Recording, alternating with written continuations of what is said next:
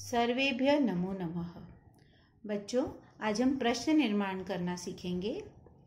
अब तक आप लोग प्रश्नों के उत्तर ही लिखते थे। अब आपको उत्तर भी दिए जाएंगे और उस पर आधारित आप प्रश्नों का निर्माण करेंगे।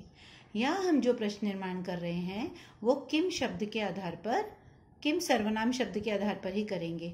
और भी कई प्रश्नवाचक शब्द होते हैं जिनका प्रयोग हम बाद में सीखेंगे। पहले हम किम सर्वनाम के आधार पर ही प्रश्नों का निर्माण करेंगे। जब आपको प्रश्न निर्माण करना पूछा जाता है तो उत्तर दिया जाता है और उस पे एक शब्द अंडरलाइन होता है, रेखांकित होता है। तो उस रेखांकित पद के आधार पर ही प्रश्न निर्माण होता है। ठीक है, कुछ एग्जाम्पल्स देखिए। यहाँ पे मैंने पुल्लिंग का एक रूप लिखा है देव का। बालक आपने पढ़ा है, राम पढ़ा है, छात्र पढ़ा है। तो कोई भी पुल्लिंग शब्द रूप के आधार पर हम किम का पुल्लिंग रूप का प्रयोग करेंगे। मतलब हम बालक, साधु भी आपने पढ़ा है, उकारांत, इकारांत, अकारांत, ठीक है, ऋकारांत, जो भी शब्द पुल्लिंग के होंगे उसके लिए किम पुल्लिंग शब्दों का ही प्रयोग होगा। जैसे मैं कहती हूँ बालकः लिखति, रेखांकित पद है बालकः, तो उस बालकः प्रथमा विभक्ति का है, इसलिए यहाँ पर कह का प्रयोग होगा, कह लिखति। ठीक है, सपोज दूसरा एक सेंटेंस देखते हैं, सह देवम नमति, रेखांकित पद है देवम।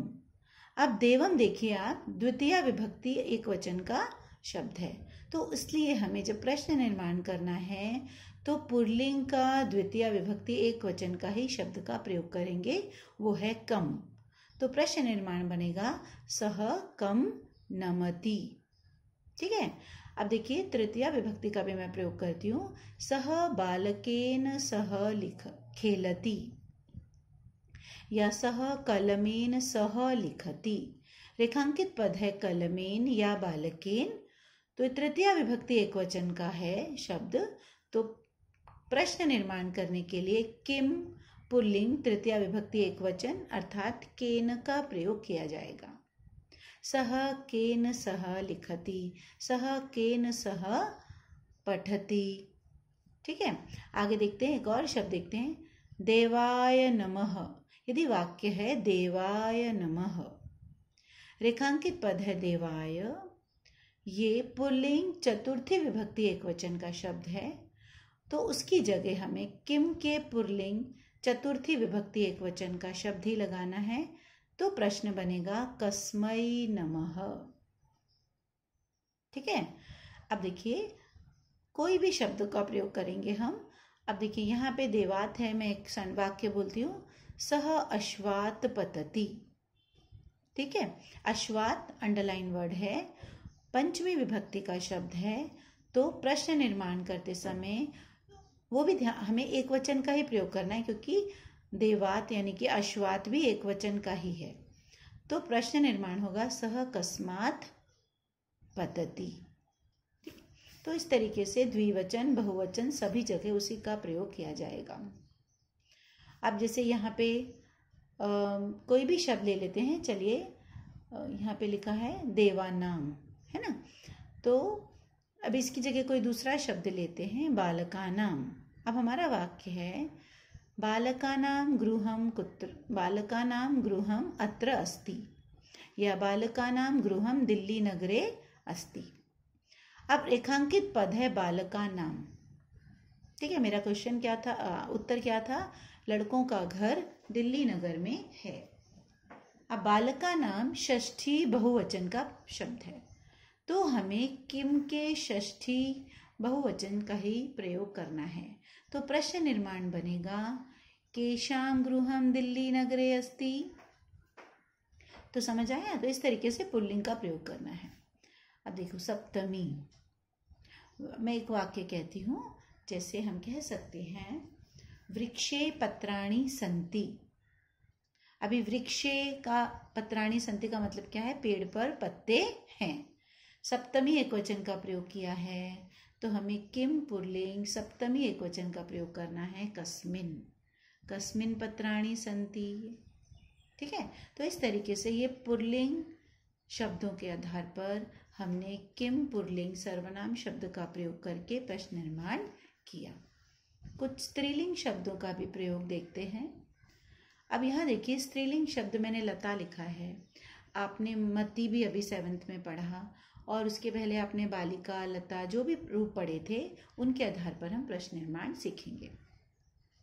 अभी लता या बालिका, बालिका पठती, तो प्रश्न निर्माण क्या बनेगा? का पठती। मैं कहती हूँ बालिकाः पठन्ति, प्रश्न निर्माण क्या बनेगा? काः पठन्ति। ठीक है, तो कोई भी शब्द हो सकता है, हम कह सकते हैं सह बालिकया सह गच्छति। ओके, तो बालिकया तृतीया विभक्ति का शब्द है, तो सर्वनाम में भी तृतीया लगेगा कया, सह कया सह गच्छति। ठीक है, तो इस तरीके से आप देखेंगे कि स्त्रीलिंग यदि हम प्रयोग कर रहे हैं तो किम का भी स्त्रीलिंग शब्द ही लेंगे। यदि पुल्लिंग शब्द है, रेखांकित पद पुल्लिंग है, तो किम का भी हम पुल्लिंग लेंगे। अभी यहाँ नपुंसक लिंग का भी प्रयोग दिया है, देखिए फलानी, है ना, अहम फलानी खादामी। तो फलानी यदि रेखांकित पद है तो प्रश्न निर्माण बनेगा अहम कानी खादामी, मैं क्या खा रहा हूँ, ठीक है, या रही हूँ। तो इस तरीके से प्रश्न निर्माण होता है। चलिए कुछ हम वाक्य पहले समझ लेते हैं।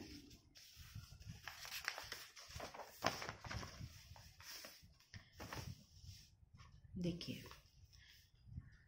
पहला सेंटेंस है, पहला वाक्य है, रेखांकित पदानि आधृत्य प्रश्न निर्माणम कुरुत। अंडरलाइन वर्ड के आधार पर प्रश्न निर्माण करना है। बालकस्य नाम रामः अस्ति। अब रेखांकित है बालकस्य, आपको देखना है जो भी रेखांकित पद है वो उसका लिंग और विभक्ति क्या है। तो इसका लिंग क्या है? पुल्लिंग। विभक्ति क्या है? षष्ठी। तो किम सर्वनाम का, पुल्लिंग का षष्ठी विभक्ति क्या होता है? कस्य। उसके लिए आपको किम सर्वनाम के जो रूप हैं, शब्दों के रूप है, वो याद करने हैं। तो प्रश्न बनेगा कस्य नाम रामः अस्ति। जब आप लिखेंगे कस्य नाम रामः अस्ति, उसके आगे प्रश्नवाचक चिन्ह लगाना जरूरी है। आगे देखते हैं, सह बालिकया सह खेलति। रेखांकित पद है बालिकया। अब बालिकया आप देखेंगे तो तृतीया विभक्ति का प्रयोग किया है, बालिकया, लतया, ऐसा आता है ना। तो बालिकया स्त्रीलिंग का तृतीया विभक्ति है, तो हमें किम का भी स्त्रीलिंग तृतीया विभक्ति देखनी है। तो उत्तर क्या बनेगा? उत्तर मतलब प्रश्न क्या बनेगा? कया, सह कया सह खेलति। अगेन प्रश्नवाचक चिन्ह। आगे देखिए, देवाय नमः। देवाय चतुर्थी है, हम ईश्वराय लिख सकते हैं, गुरवे लिख सकते हैं, आपने गुरु का भी रूप पढ़ा था, गुरवे नमः हो सकता है। ठीक है, गुरवे नमः है तो चतुर्थी विभक्ति पुल्लिंग का हम रूप देखेंगे, कस्मै नमः। वृक्षे, अगला देखिए, वृक्षे पत्राणि सन्ति। वृक्षे रेखांकित है, पुल्लिंग है, वृक्ष पुल्लिंग है, और वृक्षे, अब ये आपको समझना है, यहाँ पे अर्थ के आधार पर आ रहा है पेड़ पर, तो सप्तमी विभक्ति का प्रयोग होगा। सप्तमी विभक्ति के आधार पे यहाँ पर किम का पुल्लिंग सप्तमी का शब्द होगा कस्मिन, कस्मिन पत्राणि सन्ति। ठीक है, आगे देखिए, गंगायाः जलम पवित्रम अस्ति। रेखांकित पद क्या है? गंगायाः। गंगायाः में कौन सी विभक्ति है? षष्ठी। अब ये पंचमी षष्ठी में गंगायाः आता है, बट आप अर्थ के आधार पर देखिए, गंगा का जल पवित्र है, का यहाँ पे कारक चिन्ह का आ रहा है, तो वो षष्ठी विभक्ति का प्रयोग होगा। गंगा स्त्रीलिंग शब्द है, तो हमें किम का स्त्रीलिंग षष्ठी विभक्ति का शब्द देखना है। तो उत्तर आएगा कस्याः जलम पवित्रम अस्ति। उत्तर नहीं मतलब प्रश्न बनेगा कस्याः जलम पवित्रम अस्ति और प्रश्नवाचक चिन्ह। आगे देखिए, सह अश्वात् पतति। ये पंचमी का प्रयोग किया है, तो हम लिखेंगे सह कस्मात् पतति। आगे देखिए, माता बालिकायै फलम् आनयति। माता लड़की के लिए फल लाती है। अब रेखांकित पद है बालिका यई, ये कौन सी विभक्ति आई? सोचिए, चतुर्थी विभक्ति आई। और स्त्रीलिंग शब्द का प्रयोग किया है। तो हमें किम का स्त्रीलिंग चतुर्थी विभक्ति का शब्द देखना है और वो क्या है, कस्यै। तो प्रश्न बनेगा माता कस्यै फलम आनयति, प्रश्नवाचक चिन्ह। आगे देखिए, एषः साधोः गृहम् अस्ति। ठीक है, एषः साधोः गृहम् अस्ति, साधु का घर है। साधोः, उकारांत के आपने शब्द रूप पढ़े थे 6th स्टैंडर्ड में। उकारांत, तो ये साधु शब्द है उकारांत, और यहाँ षष्ठी विभक्ति का प्रयोग हुआ है। तो प्रश्न में किम का पुल्लिंग, साधु पुल्लिंग है ना, तो किम पुल्लिंग षष्ठी विभक्ति का प्रयोग करेंगे। एषः कस्य गृहम् अस्ति और प्रश्नवाचक चिन्ह लगाएंगे। आगे देखिए, वृक्षे फलानि सन्ति, अंडरलाइन वर्ड है फलानि, तो बहुत आसान है, ये तो नपुंसक लिंग है। वृक्षे कानि सन्ति, प्रश्नवाचक चिन्ह। आगे देखिए, हाँ, उद्याने बालकाः क्रीडन्ति। ठीक है, बालकाः रेखांकित शब्द है, तो कौन सा लिंग है ये, पुल्लिंग, और विभक्ति क्या है यहाँ पर, प्रथमा। ठीक है, तो पुल्लिंग प्रथमा। अब देखिएगा वचन कौन सा है, बालकाः, बालकः, बालकौ, बालकाः, बहुवचन आया ना। तो किम का कौन सा पद लगेगा यहाँ पे, कः, कौ, के। तो प्रश्न बनेगा उद्याने के क्रीडन्ति और प्रश्नवाचक शब्द, तो प्रश्नवाचक चिन्ह लगेगा। तो इस तरीके से ये सब प्रश्न निर्माण करना सीखे हैं आपने। आपकी रुचिरा में जो पहला पाठ है सुभाषितानि, उसमें भी एक प्रश्न था, रेखांकित पदानि अधिकृत्य प्रश्न निर्माणम कुरुत। यह आपने वीडियो में भी समझा होगा। तो प्रश्न निर्माण समझने के बाद ये प्रश्न आप अच्छे से कर सकते हैं और इसे आप नोटबुक में लिखिएगा। सत्येन वाति वायुः, बहुत आसानी से हो जाएगा। देखिए, सत्येन, एन से पता चलता है यहाँ तृतीया विभक्ति का प्रयोग है। तो भले ये नपुंसक लिंग शब्द है सत्य, परंतु पुल्लिंग और नपुंसक लिंग के रूप तृतीया विभक्ति के बाद सेम ही चलते हैं। तो प्रश्न बनेगा केन वाति वायुः। आगे देखिए, सद्भि एव सहासीत, ये जो सद्भि भी से दिख रहा है आपको, भी से पता चलता है ये तृतीया बहुवचन का शब्द है, परंतु ये पुल्लिंग शब्द है, आपने इतना अभी पढ़ा नहीं है, ये हलंत शब्दों का प्रयोग किया है, तो ये पुल्लिंग तृतीया बहुवचन लगेगा। तो प्रश्न बनेगा कैः एव सहासीत, प्रश्नवाचक चिन्ह। वसुंधरा बहुरत्ना भवति, रेखांकित पद है वसुंधरा, आ की मात्रा लग गई तो पता चलता है स्त्रीलिंग, प्रथमा विभक्ति और एक वचन।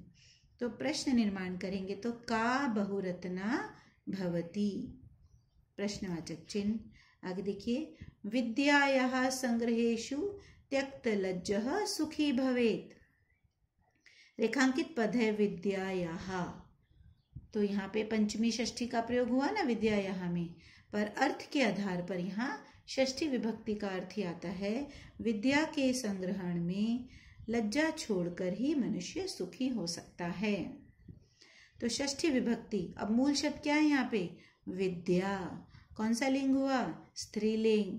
तो स्त्रीलिंग षष्ठी किम के रूप में हम देखते हैं, तो वहां पे आती है कस्याः, कस्याः संग्रहेषु त्यक्तलज्जः सुखी भवेत्। आगे देखते हैं, सद्भिः मैत्रीम कुर्वीत, सज्जन लोगों के साथ मित्रता करनी चाहिए। अब ये मैत्रीम रेखांकित है, इसका अर्थ है मित्रता, और ये भी स्त्रीलिंग शब्द है। तो प्रश्न निर्माण होगा सद्भिः काम कुर्वीत। तो बच्चों, इसी तरीके से हम प्रश्नों का निर्माण करते हैं। इसके लिए आपको सबसे पहले अच्छी तरीके से किम सर्वनाम के शब्द रूप तीनों लिंगों में याद करने हैं। आप आगे आने वाले पाठ में भी सब जगह प्रश्न निर्माण करना देखेंगे। तो आप यदि किम के रूप याद कर लेंगे तो आप प्रश्न निर्माण करना आसानी से कर पाएंगे। धन्यवाद।